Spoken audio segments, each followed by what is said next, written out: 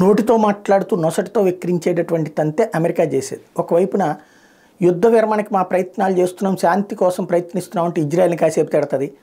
Hamas చేసిన తప్పు కానీ ఇజ్రాయెల్ అట్టా చేయకుండా ఉండాల్సిందే అంటూ ఆపే ప్రయత్నం చేస్తున్నట్టు నటిస్తుంది. సేమ్ టైం యుద్ధానికి కావాల్సిన ఆయుధాలు అందిస్తుంది, యుద్ధానికి కావాల్సిన ప్రోత్సాహం అందిస్తుంది, నిధులు అందిస్తుంది. చివరికి ఐక్యరాజ్య సమితిలో అందుకోసమే చైనా, రష్యా లాంటి నాటకాలు ఆడుతున్నాయి దీని నాటకాన్ని బయటపెట్టడానికి.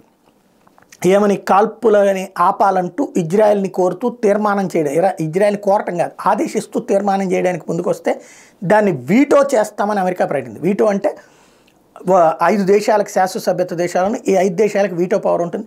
వాళ్ళు దీని మీద నో అంటే ఐక్యరాజ్య సమితి నో అన్నట్టే అనమాట.